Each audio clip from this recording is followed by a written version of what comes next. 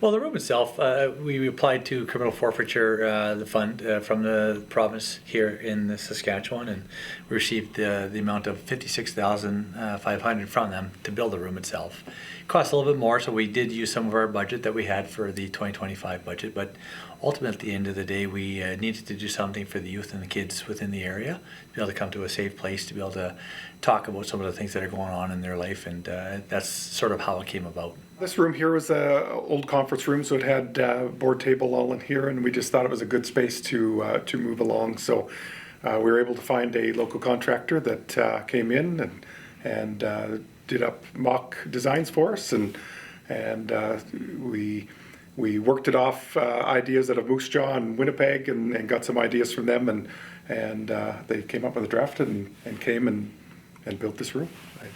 Yeah, I'd like to say, a lot of input from victim services. They play a vital role when dealing with the kids and the youth, and so they had a lot of input, and we sent them down to Winnipeg, I believe, Tyler, and had them go down and have a view of Topa Center, and came back with some good ideas. Well, I think it's important for kids to be able to come in and have a safe place, whether they're youth or children.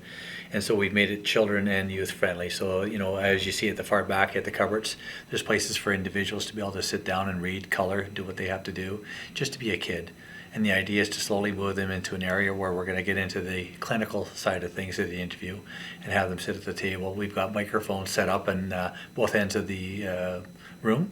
We've also got cameras that are set up in both ends of the room in order to facilitate that court process down the right. So, well, in collaboration with victim services, one of the challenging issues that we have is when kids go to court, they have to go to the court office across the way, and sometimes they run into people that they shouldn't have to run into. And so what we've done is we've facilitated them being able to testify via virtual link through the other room, and during break time they're more than welcome to come back into the room here and enjoy themselves as a child, as a youth, and at the same time still feel comfortable in the room without having to worry about running into somebody they shouldn't have to run into. Well, I think it's important on a number of areas. First and foremost, it's the collaboration amongst all the organizations that deal with youth and children, and social services, the RCMP, waiver. And I like to say it never happens, and I like to say we don't have to use the room, but it does happen, and we do have to use the room. And so having this here to facilitate their ability to come and interview a child or a youth and make them and let them feel comfortable, I think is very important.